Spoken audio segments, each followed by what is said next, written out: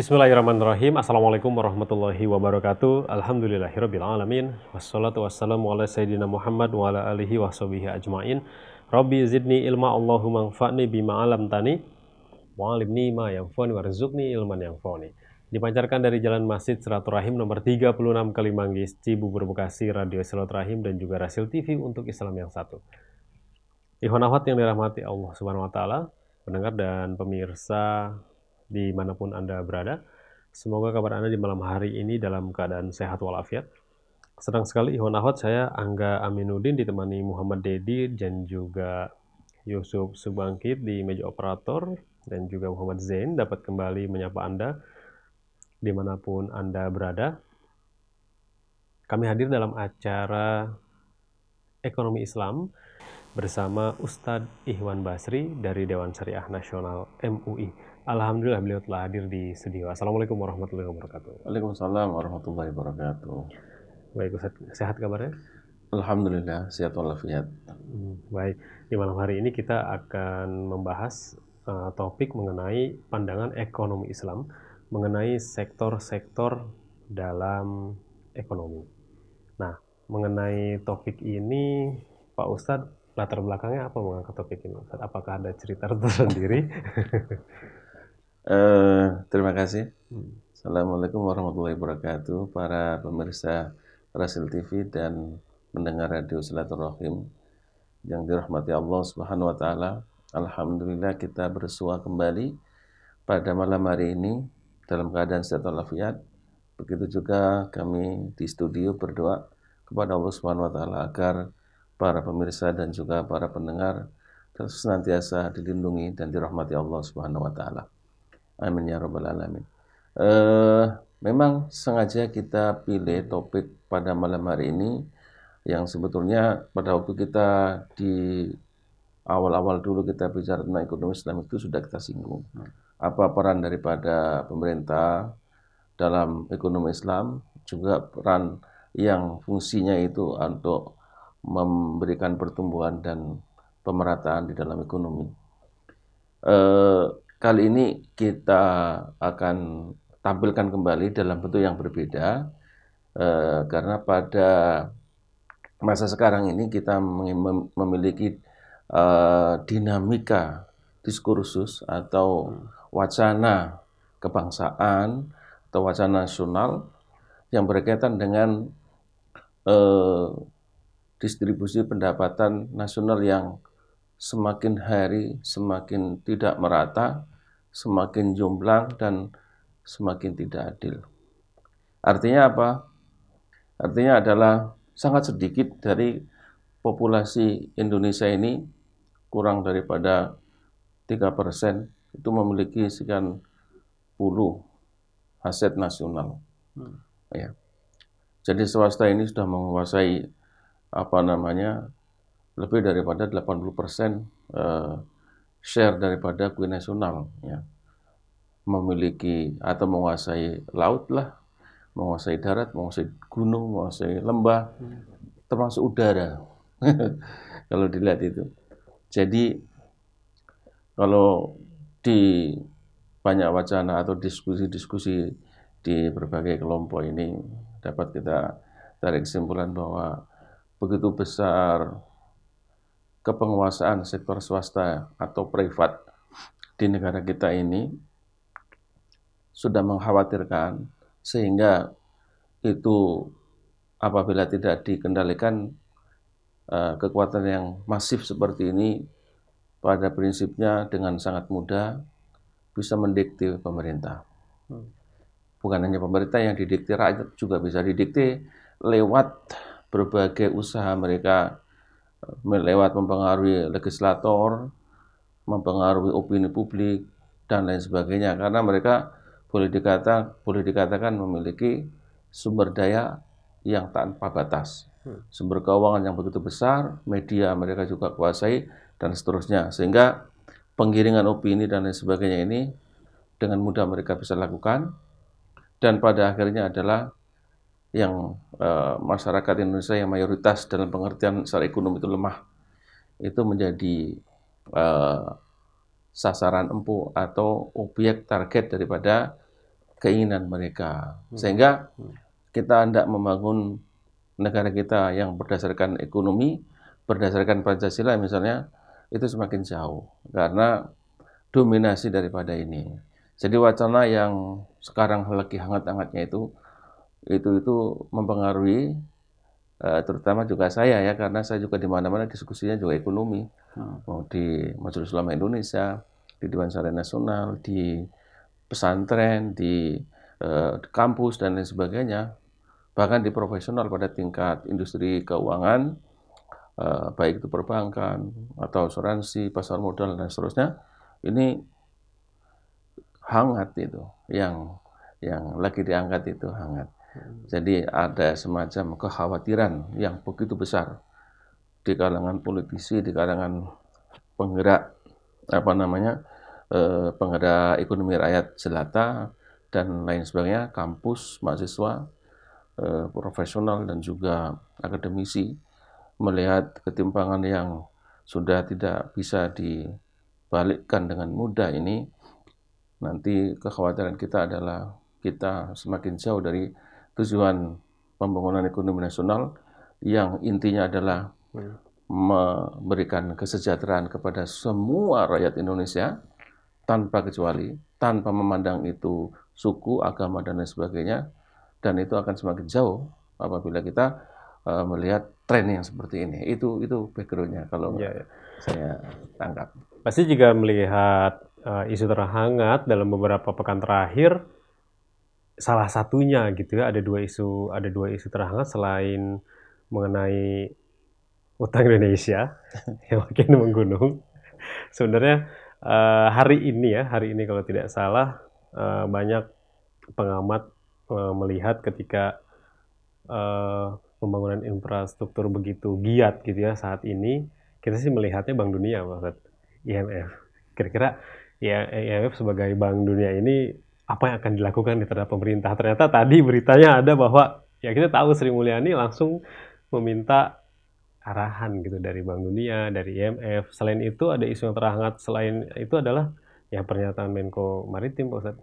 Apa pernyataannya? Ya bahwa BUMN itu begitu mendominasi gitu ya di sektor ekonomi Indonesia. Apakah ini benar gitu Pak Ustadz kalau misalkan BUMN sebagai badan usaha milik negara yang sifatnya publik Pak Ustadz ya, itu benar mendominasi saat ini Pak Ustadz. Lalu swasta katanya sih teriak-teriak gitu, bagi-bagi dong gitu ya. Itu betul apa tidak gitu ya. Bahkan menteri sampai menekankan ke presiden ya. Selain isu-isu yang lain nih Pak Ustadz. Iya. Itu termasuk juga. Jadi tadi kan sudah banyak data ya yang tampil di kita lewat BPS, lewat mana-mana, bahkan juga dari Bank Dunia, Asian Development Bank, kemudian survei-survei yang melihat ya, itu sudah masuk di Wikipedia itu. Ya. Jadi share swasta, private sector Indonesia itu menguasai lebih dari 80% daripada ekonomi nasional. Nah, 80% ini sebetulnya terbagi dua. Swasta itu terbagi dua, isinya komponennya dua. Satu, swasta nasional, yang kedua, asing. Ya, asing ya, jadi private tapi asing, swasta tapi asing. Nah, jadi swasta itu ada dua, asing sama dalam negeri. Yang sisanya 20% kurang daripada 20% itu pemerintah. Kalau kita lihat seperti ini sebetulnya jomplang ya. Komparasi perbandingan 80 lawan 20 ya. Swasta 80, sektor publik atau pemerintah cuma 20%, malah kurang. Itu pakai ilmu apapun juga orang nggak perlu belajar ilmu ekonomi dah. Ilmu fikih saja sudah tahu bahwa itu tidak benar, itu jomplang. Tidak adil. Tidak adil. Ketika dia sudah menguasai 80%, masih teriak juga bahwa pemerintah dalam ini dominan dalam hal membangun infrastruktur, ya.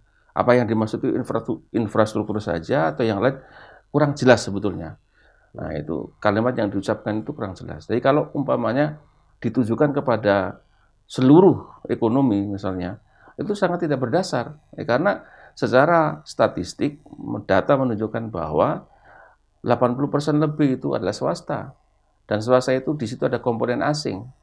Sementara 20% itu pemerintah lewat BUMN yang bagaimanapun juga 80-20 yang nggak imbang dah. Tapi apa begitu ada pemerintah bikin atau menggerakkan sektor infrastruktur seperti sekarang ini 2 atau 3 tahun terakhir ini, apalagi dalam pemerintahan Pak Jokowi ini begitu menggebu-gebu, mereka teriak-teriak. Sebetulnya itu sudah dibantah oleh pemerintah sendiri bahwa memang yang dapat proyek ya itu pemerintah atau BUMN ya, tetapi subkontraknya kebanyakan itu dilaksanakan oleh swasta.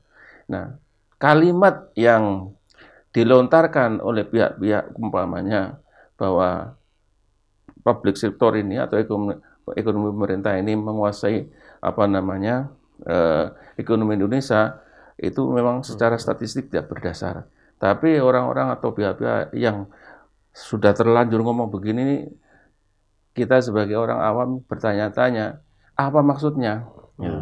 Apa maksudnya mereka ngomong begitu? Ya.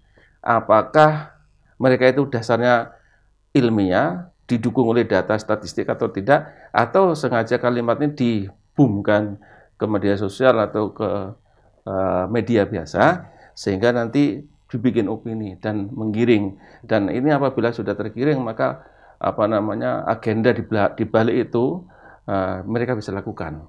Akan menguasai lebih lagi, lebih gila lagi kue nasional ini. Jadi yang sudah dikuasai 80%, punya 100%. Jadi kita lihat memang salah satu langkahnya tebar isu ya. Iya. Jadi ini. Nah, jadi Iwan Ahmad memang topik kita di malam hari ini tadi berdasar pada umumnya ketika kita melihat ekonomi ditinjau dari pemain, Pak Ustadz ya. Pemain di dalamnya yang bisa dibagi menjadi 2 sektor, yaitu pemerintah atau publik dan swasta atau privat, yang mana proporsi kedua sektor ini sifatnya itu dinamis dan juga tidak selalu sama, begitu juga dari satu negara ke negara lain. Nah, sebagian orang menyangka bahwa sektor pemerintah harus dominan di atas swasta, dan sebagian berkeinginan swasta justru yang harus leading. Nah, di malam hari ini kita akan mengangkat sebenarnya bagaimana ekonomi Islam itu memandang persoalan-persoalan tersebut. Namun Pak Ustadz,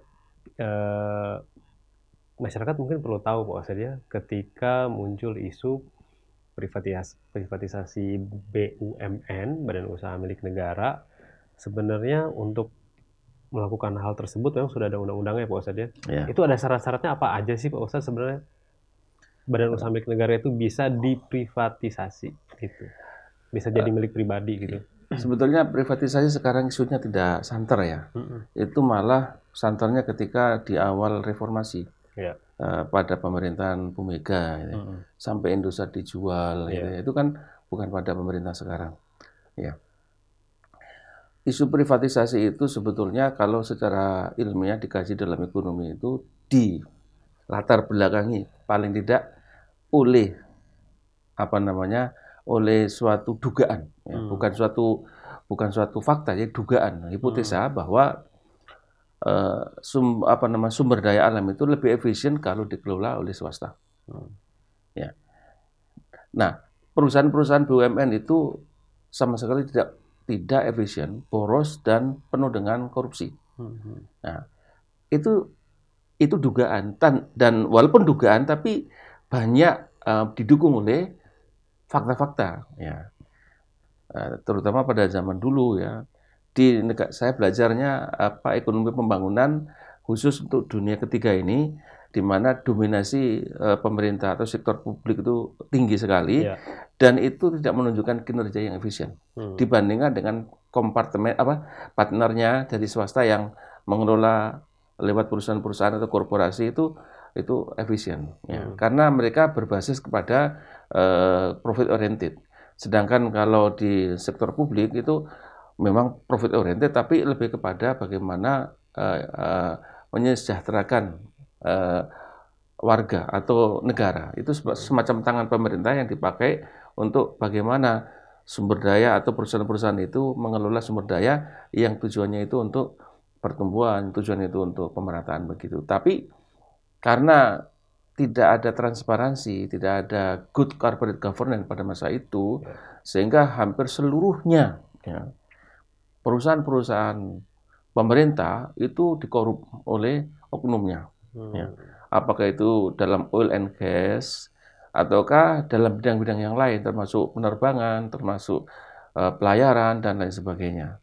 Itu bukan kasusnya di Indonesia, di mana-mana. Termasuk kalau di negara lain pertahanan, ya. Alat-alat pembelian pesawat, pembelian apa namanya Alutista, itu? Ya, apa itu? Alutista. Alutista. Iya. Apa namanya itu peralatan perang lah, misalnya kapal perang, misalnya tank dan lain sebagainya, termasuk pesawat ya. Yang itu sebetulnya di markup tinggi sekali. Nah, yang untung adalah mereka yang terlibat di dalamnya, yang negara itu yang harus mengongkosi dengan harga yang sangat tinggi. Kita itu mengalami semua itu dan boleh dikatakan terbukti. Misalnya pesawat F-16 itu sebetulnya kalau negara lain beli ke Amerika sih berapa? Nah, kita Indonesia belinya berapa? Ya kan? Begitu kan, gampang sekali sebetulnya. Dan terbukti. Dan pada waktu itu nggak ada transparansi. Nah, saya melihat bahwa ini bukan hanya kasus Indonesia, umum pada waktu itu. Nah, setelah reformasi ini, kita menginjeksikan ke dalam tata kelola sumber daya nasional itu dengan ada transparansi, harus ada good corporate governance, harus ada fit and proper yang sangat rumit lah. Meskipun demikian, toh masih ada juga yang korup, yang ketangkap KPK, sering sekali itu kan. Ya, itu saya menunjukkan bahwa model dan mode-mode korupsi luar biasa.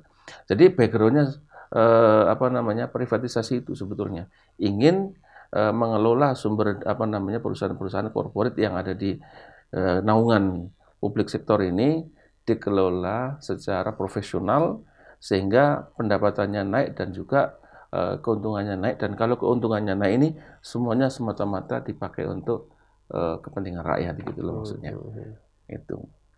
Lalu sebenarnya Pak Ustadz, kalau secara ekonomi sektor itu apakah cuma ada dua Pak Ustadz, privat dan publik saja sebenarnya?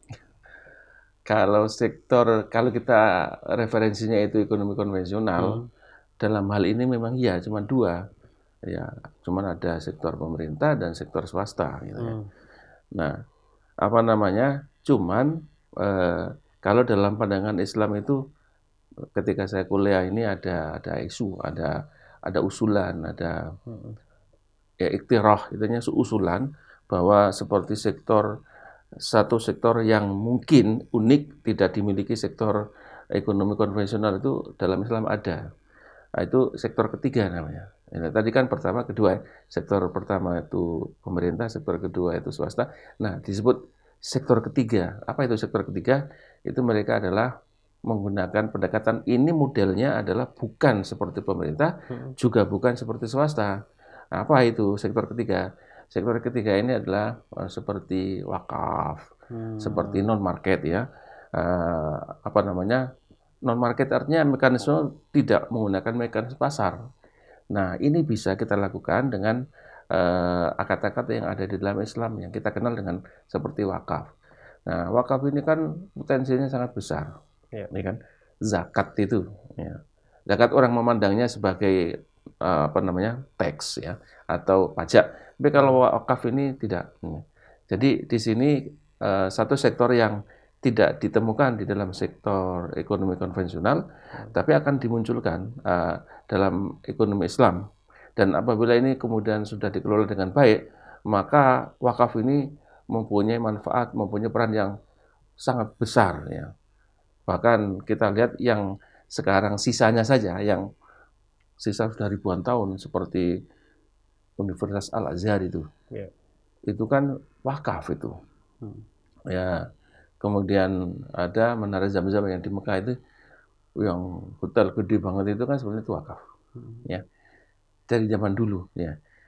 Di Turki banyak sekali contoh, di Yordan juga banyak. Kita sebetulnya harus banyak belajar dalam hal ini untuk mencoba memanfaatkan bagaimana potensi wakaf ini dalam rangka untuk memberdayakan.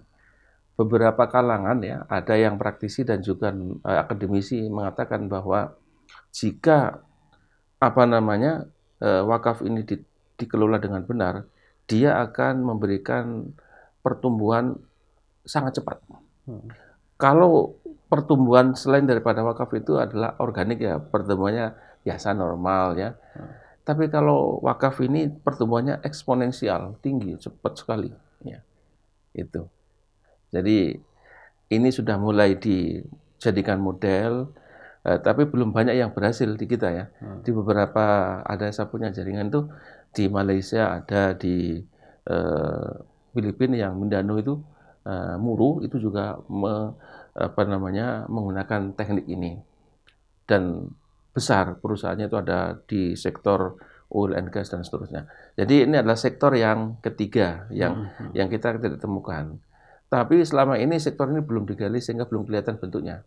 Nah, sehingga kalau kita lihat sampai sekarang itu perekonomian tetap ada dua sektor, yaitu sektor private dan sektor publik gitu. Nah, sektor yang ketiga ini dalam konsep ekonomi Islam ini adalah sektor wakaf itu yang memang nature-nya, karakteristiknya tidak berbeda, sangat berbeda dari sektor publik juga sektor swasta. Ya.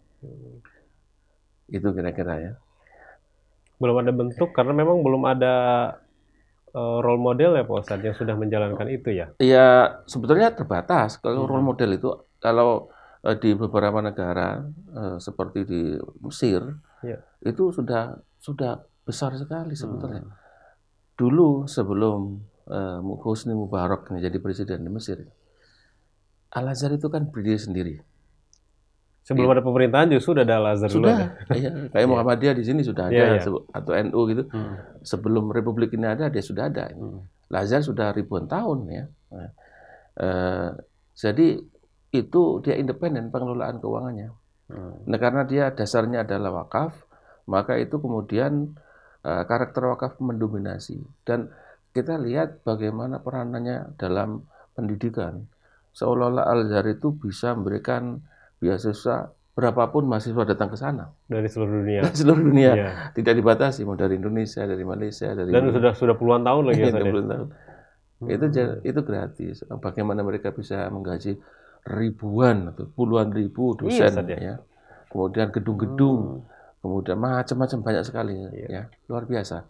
Itu sebetulnya kalau kita teliti lalu kita bikin model, kita terapkan di sini itu sangat bagus ya untuk membantu pemerintah atau membantu bangsa Indonesia ini cepat kita itu bisa keluar dari kemiskinan.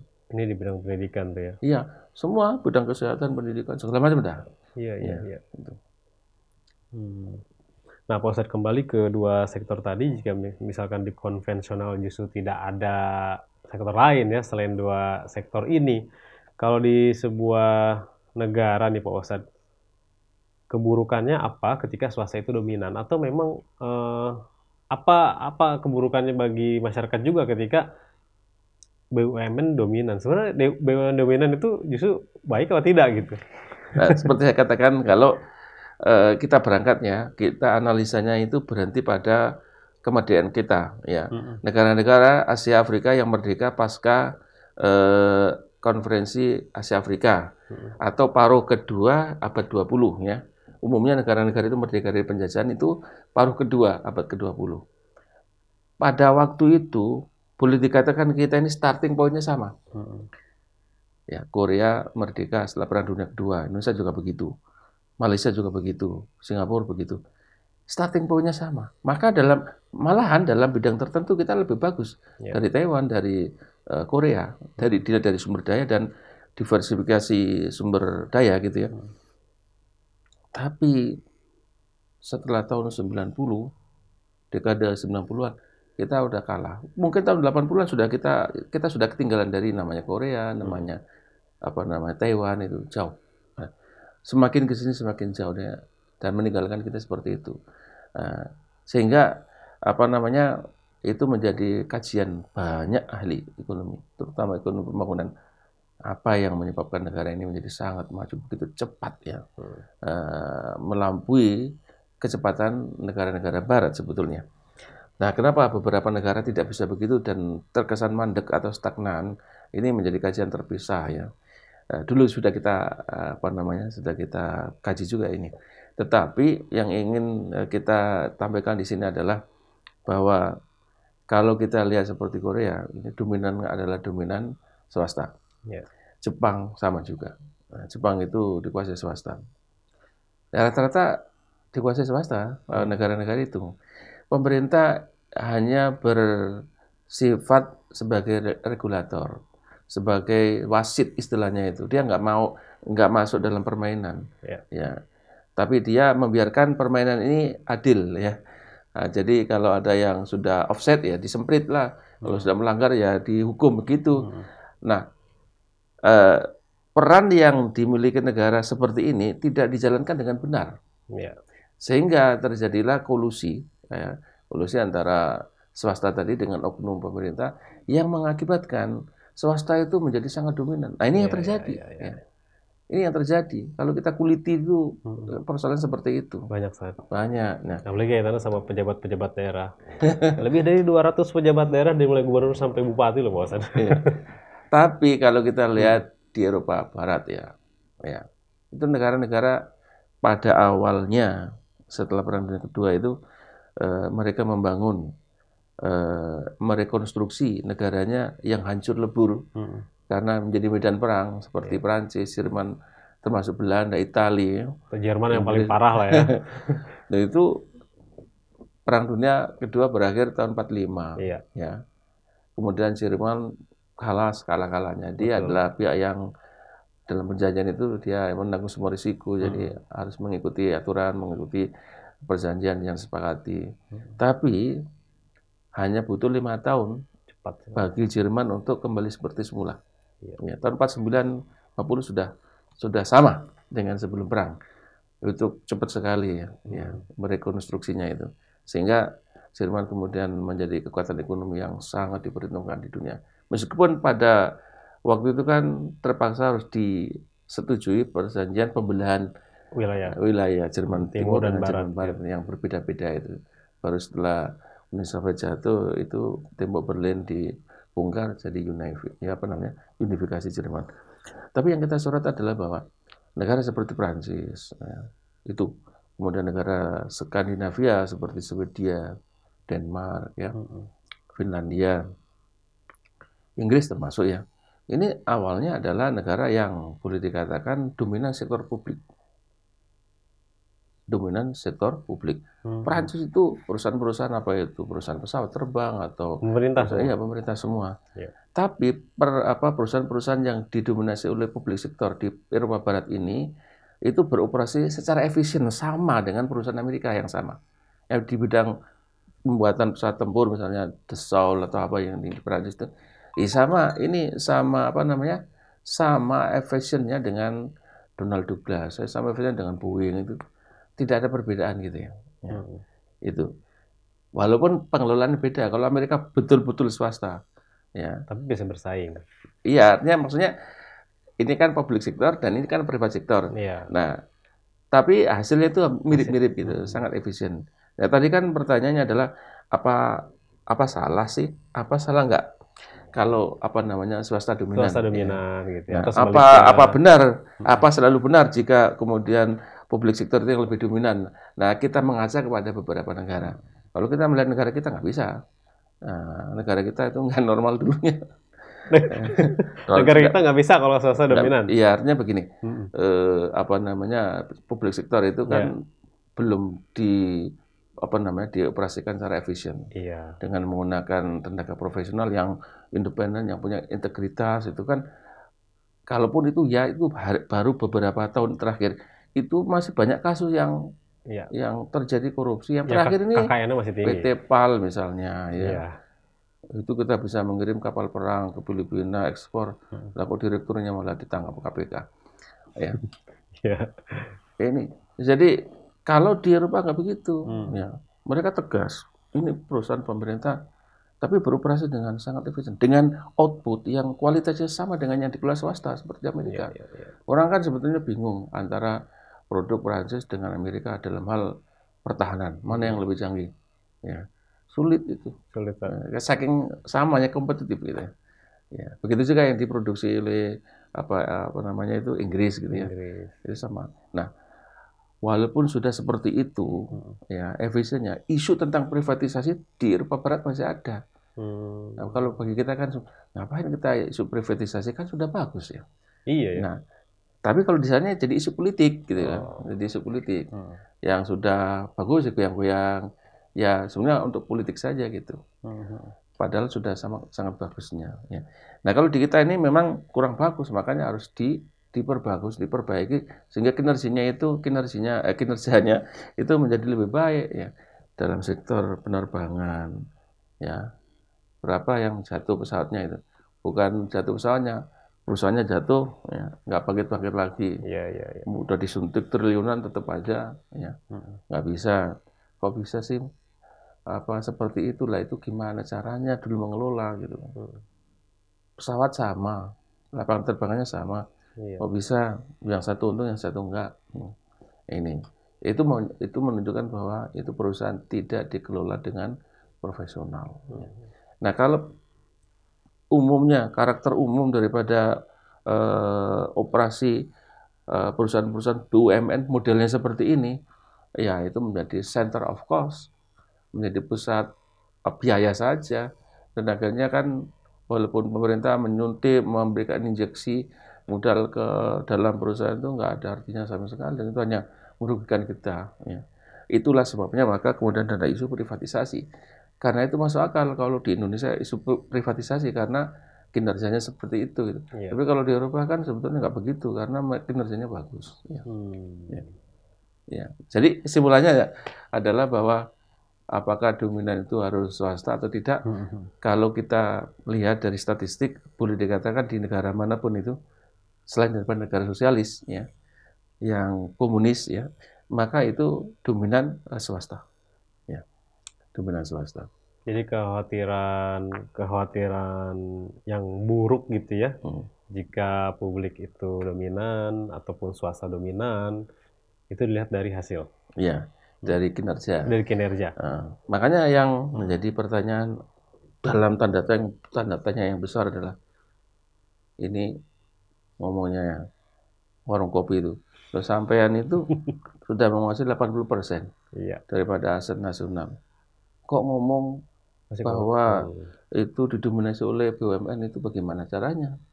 Bukti nggak ada. Ya, ini menjadi apa namanya tanda tanya besar kenapa kalimat itu diucapkan. Untuk apa sebetulnya? Ya, gitu loh. Karena tidak berdasar. Mungkin untuk diluruskan kali tadi. Untuk diluruskan. Nah, kalau tadi Ustadz menyampaikan bahwa angka 20% dan 80% justru sekarang prakteknya, faktanya gitu ya, sudah diprivatisasi. Namun tadi Ustadz juga menyebutkan privatisasi ini ternyata terbagi dua gitu Pak Ustadz ya. Ada yang justru 40% asing. Nah, ini keberadaan asing, eksistensi mereka dalam hal sektor ekonomi ini bagaimana sebenarnya Pak Ustadz perannya khususnya di Indonesia?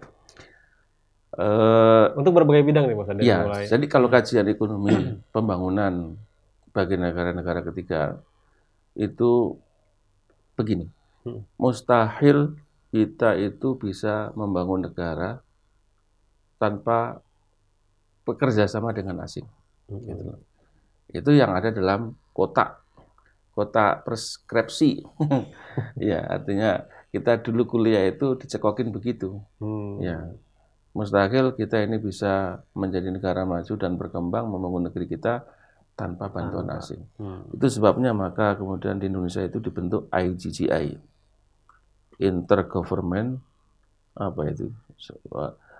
Group on Indonesia. Kemudian itu pimpinannya Belanda itu.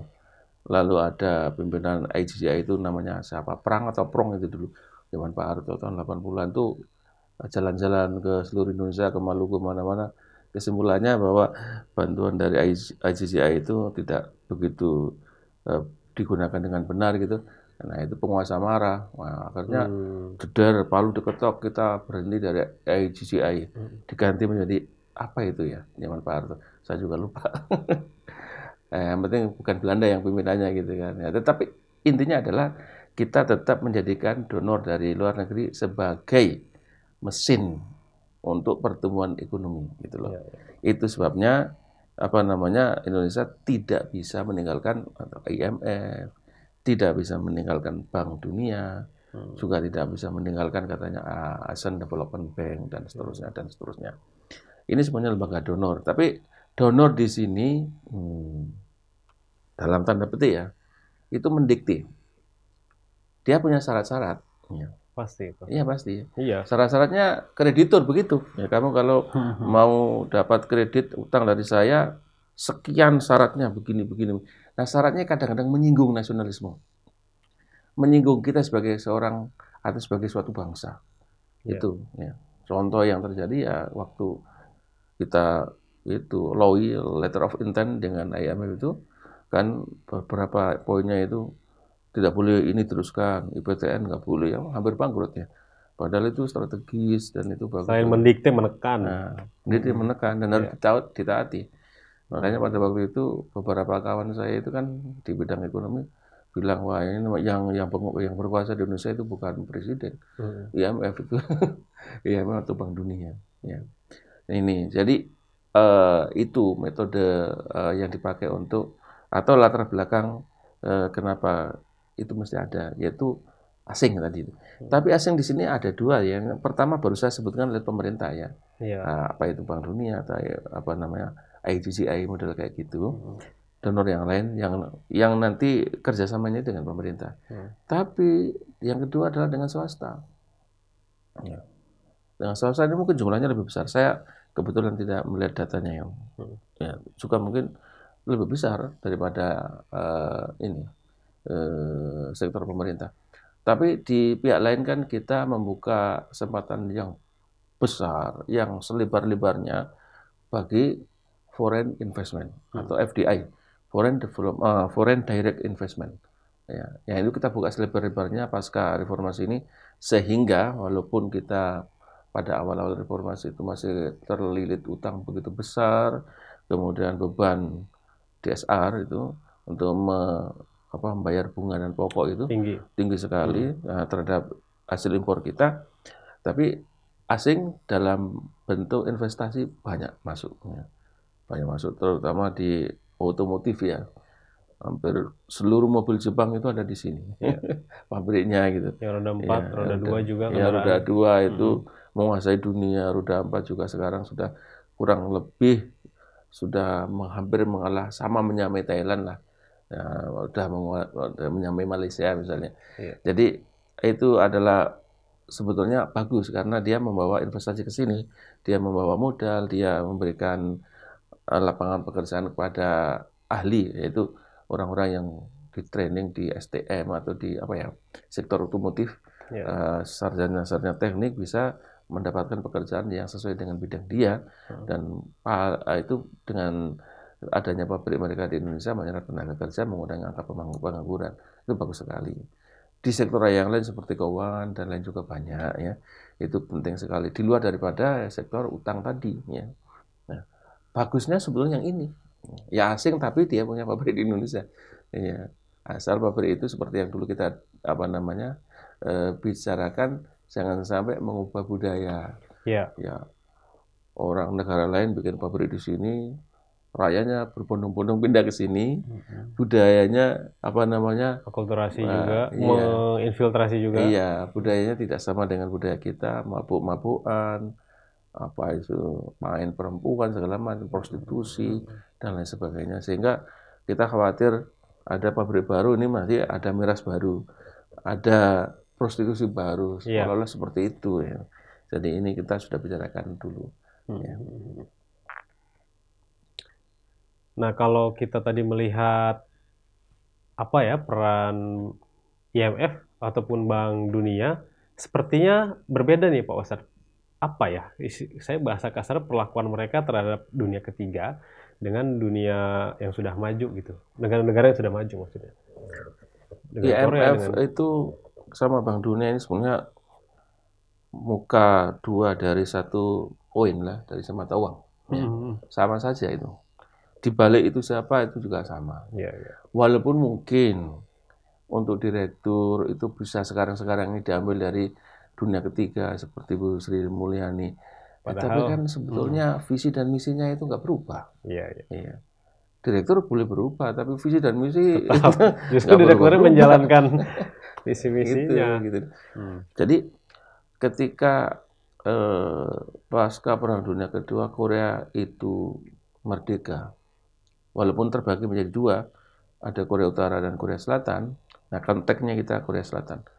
Negara yang dulu modalnya lebih sedikit daripada kita, kondisi ekonomi, sosial politik juga kurang lebih sama dengan kita punya, tapi dia lari jauh lebih cepat daripada kita, sehingga hasilnya sekarang sudah kita lihat bagaimana perusahaan-perusahaan Korea itu dominan ya di banyak negara dunia, termasuk di Amerika dan Eropa.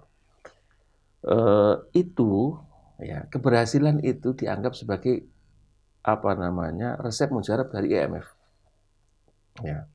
Jadi IMF itu gembor-gembor kemana-mana. Ini lihat, kalau you mau maju seperti Korea, you perlu saya, perlu kami. Sebab Korea itu dulu nggak punya apa-apa, sekarang sudah bisa begini karena kami. Itu kan kita bantah dulu dalam pembahasan seperti ini. Iya. Bahwa itu tidak betul, bahwa pasca Perang Dunia Kedua, Jepang rekonstruksi Korea membangun negeri, itu bukan karena IMF. Kan dulu ada namanya Marshall Plan. Nah itu Menteri Luar Negeri Amerika memberikan bantuan kredit, sebetulnya utang kepada negara-negara yang wilayahnya itu sebagai medan perang dan hancur lebur, keluarlah namanya Marshall Plan itu. Ya. Nah, termasuk ini nih, Korea ini dianggapnya IMF itu begitu, hanya dia sukses karena bantuan dari asing, bantuan dari luar negeri, bisa IMF, Bank Dunia dan lain sebagainya gitu. Dan itu digembor-gemborkan kepada negara Asia Afrika yang masih baru merdeka untuk mencontoh. Tapi kan kita bantah bahwa menurut kajian, banyak sekali kajian bahwa itu bukan karena semata-mata itu, ya, karena bantuan asing. Kondisi geografi, kondisi sosioekonomi, sosiokultural negara-negara ini itu tanpa bantuan IMF pun sebetulnya bisa maju. Karena orangnya adalah mempunyai karakter yang maju. Misalnya apa? Orang Jepang lebih cinta kepada produk dalam negeri sendiri, menyukai produk dalam negeri sendiri, walaupun bagaimana kualitasnya dia lebih suka. Yang lain karakternya adalah dia itu bisa mengerti bahwa kalau negara kita sekarang ini adalah negara yang sedang membangun dan kita perlu makan 2 kali sehari untuk mendapatkan kebahagiaan di masa yang akan datang, itu rakyat Jepang kalau dikatakan begitu mau. Ya. Makan 2 kali deh, mau. Seandainya dibilang begitu itu, saking komitmennya dia kepada pembangunannya itu. Nah kita kan enggak, jauh kita itu. Ya. Sudah kita bicarakan lagi, kita nggak usah ulang. Jadi intinya adalah bahwa asing dalam konteks ini belum tentu benar klaimnya itu. Ya, mungkin juga benar bagi yang lain, tapi sebetulnya tanpa harus bergantung kepada hal itu, negara bisa maju karena ada bukti. Seperti Korea, seperti Jepang pasca Perang Dunia Kedua, kemudian Hong Kong, kemudian Taiwan, ya di situ. Ya. Kalau Jepang sekarang yang dominan privat, swasta. Privat. Tapi sistemnya jalan ya. Pemerintah betul-betul menjadi regulator. Iya, regulator, dan selalu punya regulator yang gampang diterapkan, yang regulator itu didesain sedemikian rupa bahwa semua kepentingan Jepang terpenuhi situ. Ya. Itu hebatnya regulasi Jepang. Jadi saking hebatnya dia bikin regulasi sehingga membuat rakyatnya itu cinta kepada produknya sendiri, dan semua komponen dia buat, dia impor bahan baku semuanya, tapi dia buat ini sedemikian rupa sehingga sampai barang asing itu sulit masuk. Berarti memang hukum dijalankan dan tata kelolanya juga memang bagus. Tata kelolanya super bagus kalau kita bilang.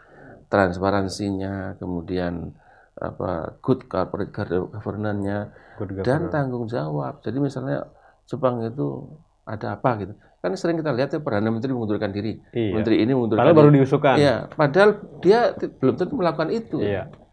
Jadi budaya malunya tinggi sekali. Betul, Ustaz. Nah, kita ada pimpinan lembaga tinggi negara ada mau ke pengadilan nggak jadi pura sakit, kemudian begitu pra pengadilannya itu ditolak Justru langsung sembuh. rakyatnya yang malu Ustaz kalau di Indonesia Ustaz. Bukan pejabatnya yang Luar sudah jadi biasa. tersangka malu, tapi Nah, rakyatnya yang malu Ustaz. Hmm. itu kita kalau masih seperti ini Ya. ya jangan bermimpi bisa menyamai Jepang, menyamai Korea gitu ya. Karena sifat yang mereka miliki untuk maju itu tidak ada dalam diri kita. Ya.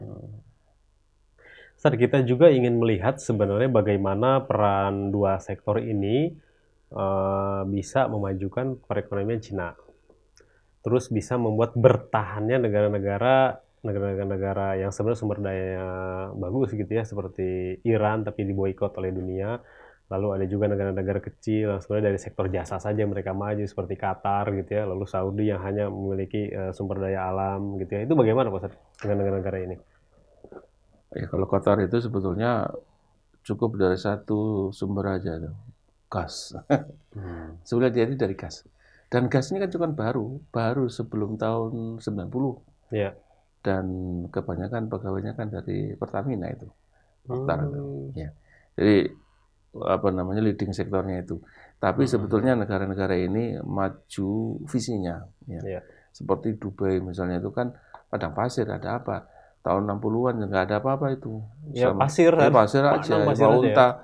Yang saya lihat gambar-gambarnya apa itu namanya pemimpinnya itu, syekhnya itu masih naik unta, masih apa atapnya itu masih atap dari kayu, dari daun-daun ya. Tapi begitu tahun 70 sudah punya Dubai itu, sudah punya lapangan terbang. Jadi dibuat visi. Ya. Ya. Walaupun dia memiliki sumber daya terbatas, tapi visinya nggak mau kalah. Sehingga dengan demikian dia bisa merancang ke situ. Apalagi kemudian ditemukan minyak. Awalnya modalnya dari situ. Modal minyak ini kemudian dibuatlah bagaimana orang asing itu bikin investasi di sana besar-besaran. Ya. Seperti Dubai itu semuanya banyak sekali asing di sana. Sampai-sampai penduduk aslinya kan lebih sedikit daripada apa namanya penduduk asing atau ekspatriat. Qatar itu penduduknya 1,4, tapi yang aslinya cuma 600.000 asli Qatar ini. Yang lainnya itu ekspatriat.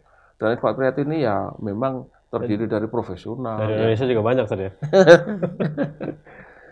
Iya, jadi itu akhirnya dia membuat gebrakan yang luar biasa. Jadi ya harusnya kita contoh seperti itu bagaimana. Negara yang kecil tapi pesawatnya kan banyak, beli pesawat 100 lebih gede-gede. Untuk apa sebetulnya? Untuk transport. Kalau kita mikir lah untuk apa sih saya negara kecil kok jadi apa penerbangannya banyak. Lihat aja Singapura. Singapura itu kan cuma satu kota. Tapi penerbangannya di tersibuk mana-mana di ada dunia ya. ya. Iya. Jadi kalau pesawatnya dibawa ke Singapura semuanya nggak cukup. Iya. Lapang terbangnya itu karena terlalu banyak dan gede. Nah kita visinya kurang. Iya. Saat kita ingin menilik sejarah Pak Ustadz ya. Sebenarnya di masa kekhilafahan baik itu masa Bani Umayyah, kekhilafahan Umayyah ataupun kekhilafahan Abbasiyah di mana bisa ataupun Turki Utsmani itu pengelolaan sektor oleh pemerintah gitu ya. Itu lebih dominan mana? Atau justru dulu swasta juga sebenarnya sudah eksis, sudah ada gitu ya. Iya. Kalau menilik sejarah bagaimana Pak Ustadz? Itu dulu dominan pemerintah kalau dalam pandangan saya di sejarah ya. Karena pada zaman Rasulullah SAW itu belum ada perusahaan. Ya orang mempekerjakan orang lain tuh kebanyakan adalah bukan pekerja sebenarnya itu budak. Jadi orang seperti Utsman bin Affan, Abdurrahman bin Auf, radhiyallahu anhuma, ini kan pengusaha yang sukses dan boleh dikatakan konglomerat itu. Nah, dia punya budak banyak ya. Selain daripada punya budak yang banyak, dia juga dibantu oleh tenaga-tenaga yang profesional dalam akuntansi, dalam segala macam. Sebab kalau tidak nggak mungkin ini usaha begitu besar terus dikelola sendiri kan nggak mungkin ya. Nah itu, tetapi di masa awal-awal Islam itu sumber pendapatan itu kan kebanyakan ini itu dari ghanimah. Futuhat ini yang membuat apa namanya pendapatan sektor publik luar biasa. Apalagi di masa Bani Umayyah ya. Iya, terutama pada Khulafaur Rasyidin ya, Umar bin Khattab Presiden itu juga ya. Itu luar biasa jatuhnya Konstantinopel. Parsi misalnya, itu kan pada zaman beliau. Walaupun belum sempurna benar-benar Parsi itu jatuh pada zaman Utsman bin Affan. Ya. Tapi itu memberikan hasil atau pemasukan kepada negara kekhilafan itu luar biasa. Nah, jadi pada umumnya pendapatan itu dari ghanimah. Dari ghanimah. Jadi leading untuk sektor swasta. Sampai pada Umayyah juga begitu, Abbasiyah juga begitu. Nah, baru setelah katakanlah Turki Utsmani di mana kemudian terjadi renesan ya, orang mulai berpikir industri ya, itu sudah agak beda. Cuman yang saya lihat adalah kemajuan yang terjadi di Eropa itu tidak diserap oleh Turki Utsmani. Ya, sehingga dia itu tidak bisa memanfaatkan kemajuan ilmu pengetahuan dan teknologi yang diserap oleh Barat, yang dikembangkan oleh Barat, padahal dia dekat.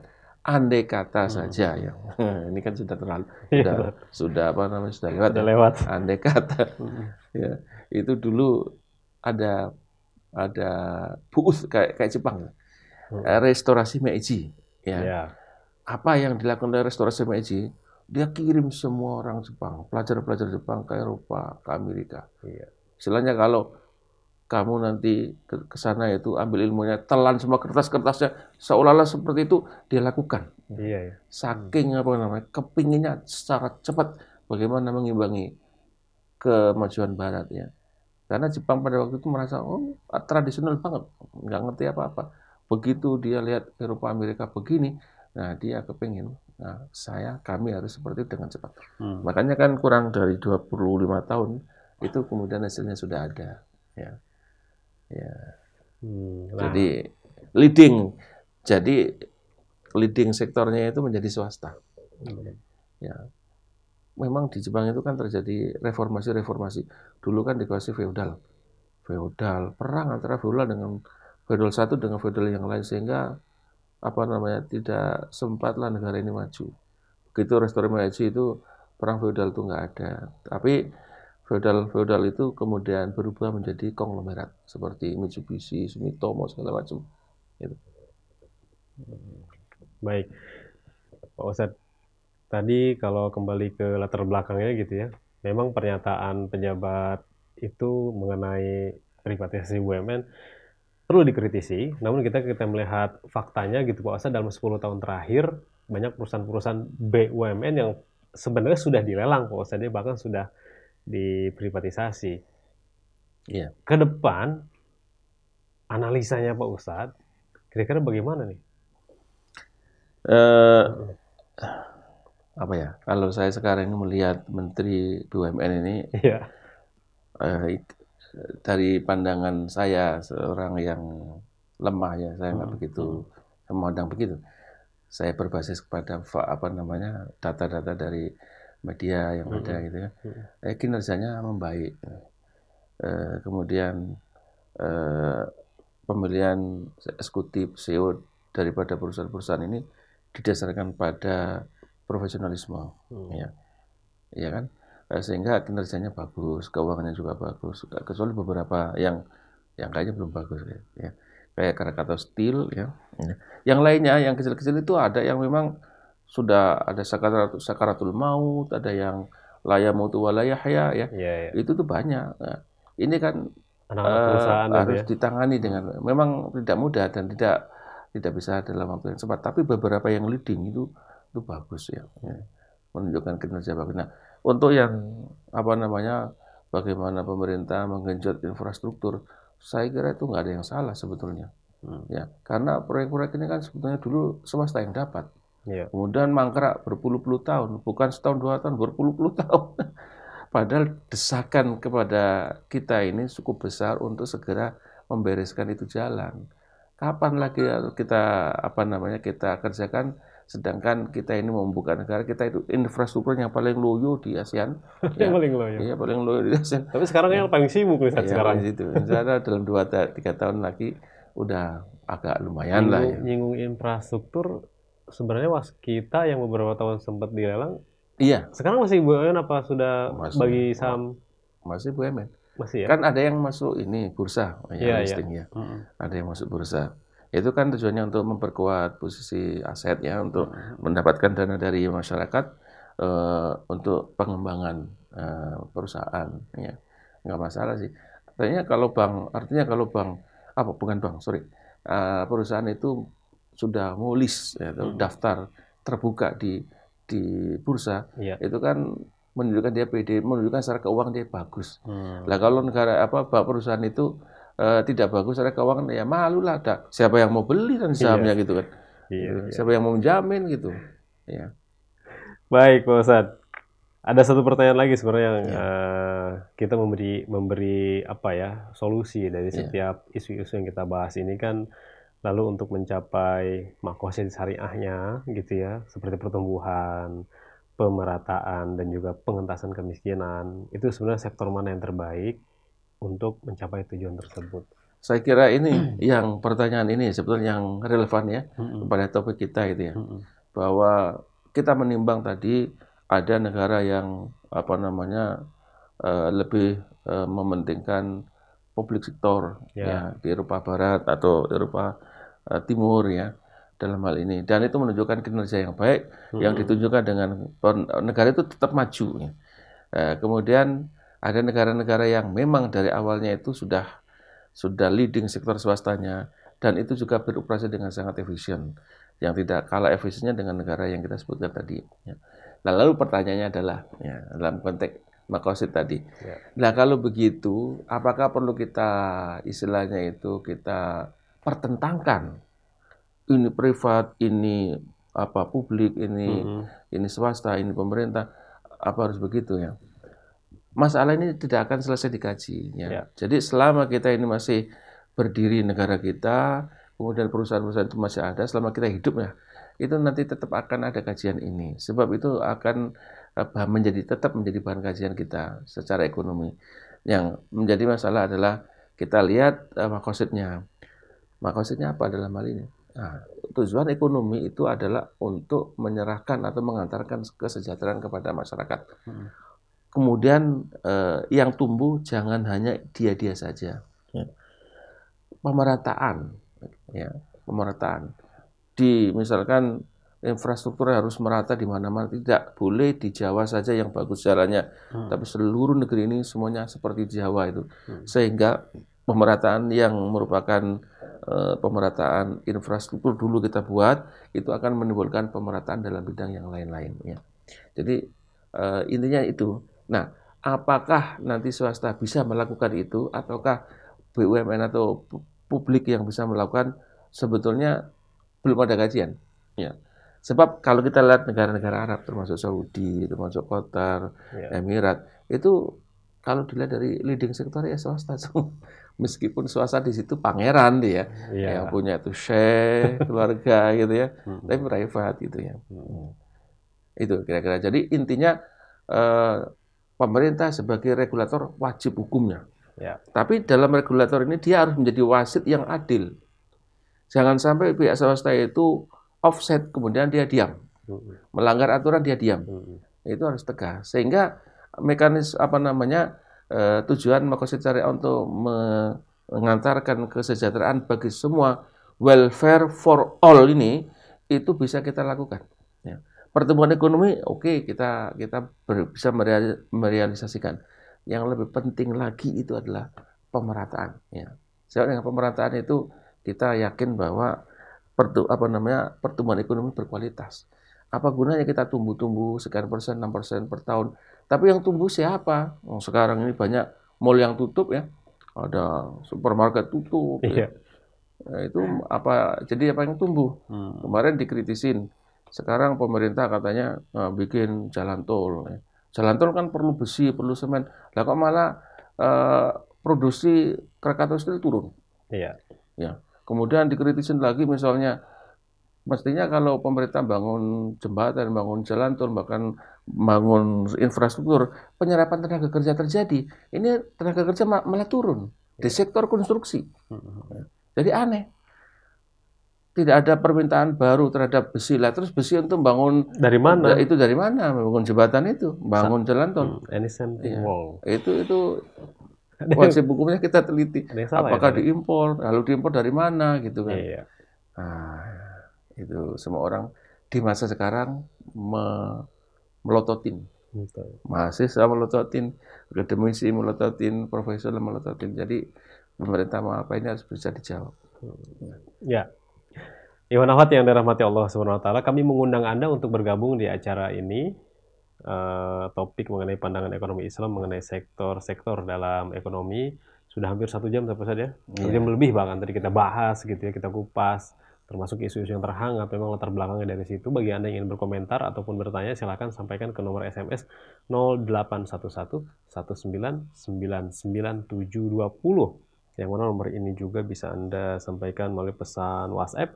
Dan untuk dialog langsung bersama Ustadz Iwan Basri, silahkan hubungi kami di nomor telepon 021 845 1512. Kami akan segera kembali.